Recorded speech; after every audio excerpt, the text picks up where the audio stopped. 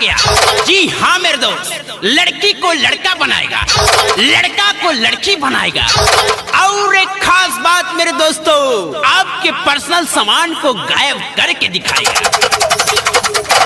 तो आइए बिना आपके समय को लेते हुए खेला को चालू करते हैं।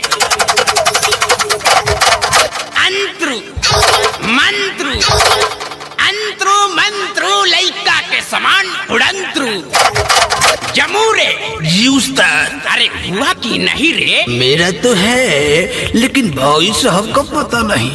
अरे अरे अरे दादा हो, साला हमार सामान बिलवा देलस, साला हमार ऑटो ले लस, चाउरो ले लस, और सामानो गायब कर देलस। ए देख लिया, चुपचाप से हमार सामान लिया दो, न तो हम बाबू के लगे पे फोन लगाओ तनी। रुक जा तू।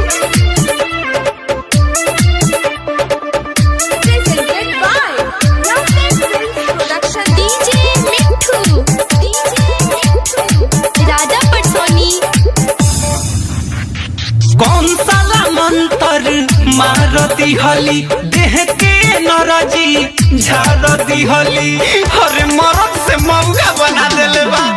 अरे कौन साला मंतर मारती हली, देह के नरजी झारती हली। गाँव भर होता हसाई, कैसे के घरे जाई, सोची के अवतारो आई। हेलो पप्पा, हमार बियाह कैंसिल कर दो, अब हम बियाह नहीं करब। बियाह न करबे?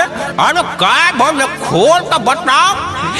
अरे बाबू सुन कैंसिल कई दशा गाई, जादूगरवा सामान देले बट भिलवाई, जाने कौन मंत्र हम पे चलाई, जादूगरवा सामान देले बट भिलवाई। सामान बिलवा देले बा? अरे साला पहले तो ई बताओ तो बाड़ी कामा। बाक मार दे, आयरन या पीपर के गाछ लगे सर्कस देखेला। अरे साला डर है अपना माई से बतिया। हेलो हाँ, अरे हमर लाल बात करे कोइला सुना। अकोरे लाल बोला कोइला हतू, खाना वो भी ठीक से न खोइला हतू, गोइल तुहार का जरूरी रला, घर में केहू से न बतैला हतू। सुन माई रे सड़क सगाह में अपना आइल रहनी ह देखे, घाट हमारे साथे गदी हले बचाऊ हटा लेके। जनती जे पहिले तो कबो ना आई तीरे, घर से निकल के रे माई। अरे कौन साला जादूगर है? बात कराओ तो बात कराओ। लो हेलो, अरे साला जादूगर, चुपचाप से हमला लड़का के सामान वापस लिया दे, ना तो साले है गोजी लेके आवत नहीं, मुंह पे डाल के साला गांड पे निकाल दे। अरे बाबू सुन कैंसिल कई दशा गाई, जादूगरवा सामान देले बट भिलवाई, जाने कौन मंत्र हम पे चलाई, जादूगरवा सामान देले बट भिलवाई।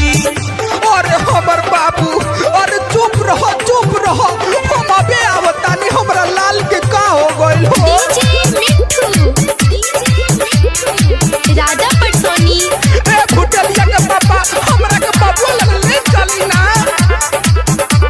आप सुन रहे हैं अमित पटेल की आवाज में।